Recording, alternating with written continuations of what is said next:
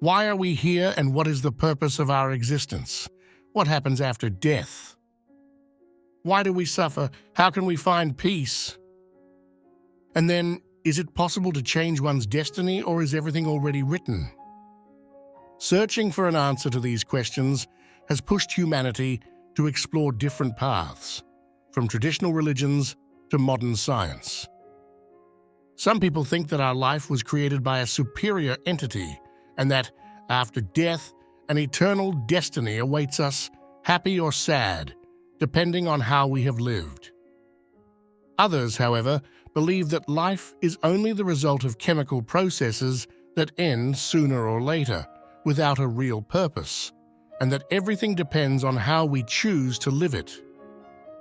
While the Buddha, with his enlightened vision, proposes a completely different perspective based on the concept of samsara, from which one can exit to reach a state of liberation from suffering. In this video, we will explore these teachings, trying to make them simple and understandable without losing sight of the depth of their wisdom.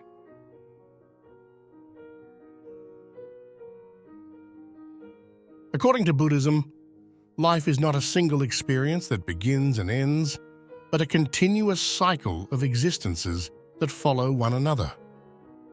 This cycle, called samsara, repeats itself endlessly and is determined by the actions and intentions of each individual.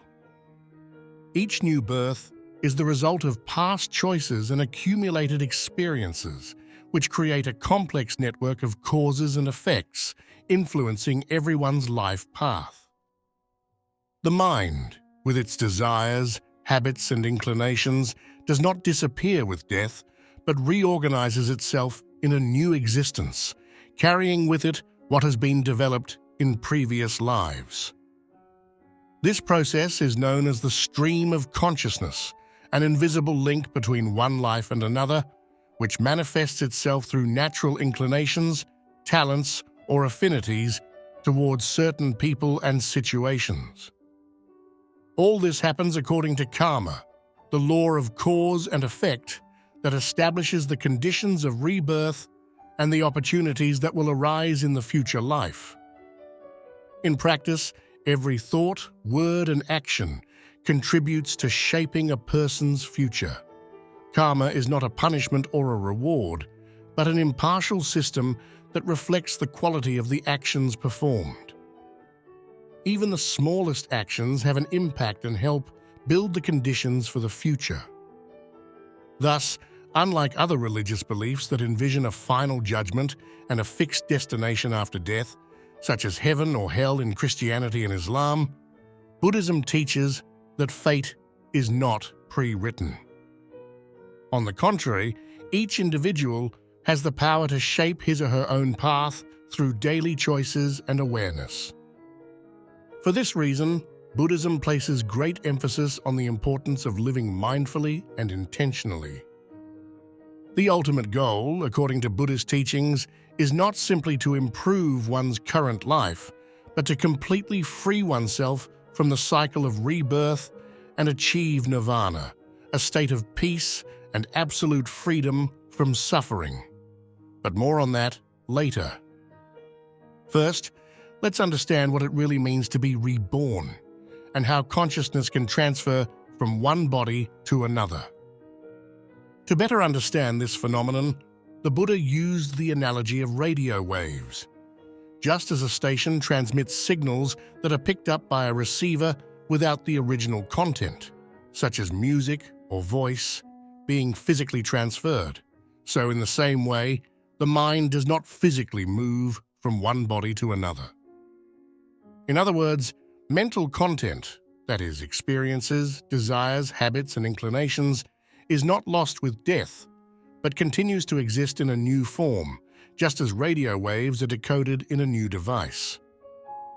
We could therefore trivially ask ourselves a question.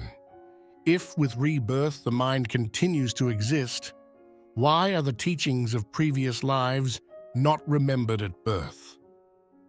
Every human being seems to have to start all over again, learning the same lessons all over again. How can it be true, then, that nothing is lost after death? This is a question to which Buddhist wisdom has a precise answer. I remind you that your support is essential for the growth and future of the channel. Thank you so much for your support. The lack of memories of previous lives does not mean that what has been learned is lost entirely. Past experiences do not disappear, but remain latent in the mind in the form of karmic impressions or mental tendencies.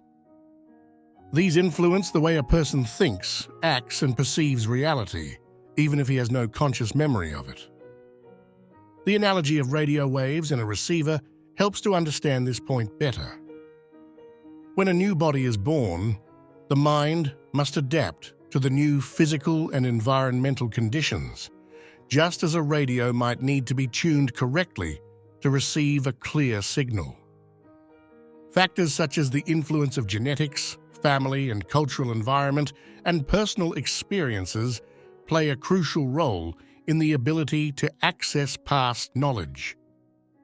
Information is not necessarily lost, but often remains in the form of intuitions, natural predispositions, or even innate talents.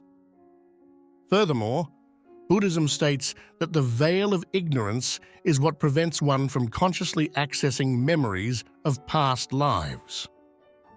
Only through spiritual practice, such as deep meditation, is it possible to dissolve this veil and reconnect with the wisdom accumulated in previous lives. In fact, some people, through advanced meditation techniques, claim to be able to remember fragments of their past existences. So, while learning seems to start over in each lifetime, it is actually like building one's existence on invisible foundations. Lessons are not lost, but are absorbed at a deeper level of consciousness, influencing the individual's spiritual path in subtle and imperceptible ways. This perspective denies the idea of a permanent self, emphasizing instead the existence of a process of continuous transformation, where what is reborn is not an immutable substance, but rather a set of tendencies and mental patterns that manifest themselves under different conditions. Each new existence is therefore a new configuration of this flow based on the actions performed in previous lives, without a fixed continuity of identity. In short, by rebirth, we mean that the flow of consciousness, influenced by past experiences, finds new conditions in which to express itself, adapting to them. But that's not all. During samsara, rebirth can occur in different realms of existence, each with unique characteristics. According to Buddhist teachings, there are 6 main realms, divided into 3 higher and 3 lower. The higher realms include the realm of the gods, characterized by great happiness and refined pleasures. The realm of the asuras, powerful beings tormented by envy and the struggle for power. And the realm of humans, considered the most balanced, where one has the opportunity to practice virtue and achieve enlightenment. The lower realms, on the other hand, include the realm of animals, dominated by instinct and fear, the realm of hungry ghosts, characterized by insatiable desire and inner suffering, and the realm of hell beings, marked by constant pain and torment, the consequence of past negative actions. But then, is it possible for a human being to live his existence in the realm of hungry ghosts or in that of the asuras, to name 2 at random? According to Buddhist teachings, the 6 realms of existence are not only to be understood as separate physical places, but also as states of mind that each individual can experience in their daily lives. This means that at certain times, a person may find himself experiencing experiences typical of the realm of hungry spirits, characterized by insatiable desire, attachment, and continuous inner dissatisfaction. If, for example, you feel a strong sense of emptiness that never seems to be filled, or you are obsessed with material, relational, or emotional desires that seem unattainable, you are experiencing a mental state similar to that of hungry spirits. But this does not imply that the person is stuck in this state forever. Buddhism teaches that every state of mind is temporary and can be transformed through conscious choices. The human realm is considered special precisely because it offers the opportunity to reflect on these inner states and change them. Through the practice of awareness, generosity, and mental discipline, it is possible to free oneself from states of suffering and strive towards higher conditions until one achieves complete liberation from the cycle of samsara. In short, even if at certain times you may live as a hungry spirit, you always have the possibility to change direction, finding balance and inner peace. There is no eternal condemnation nor definitive happiness.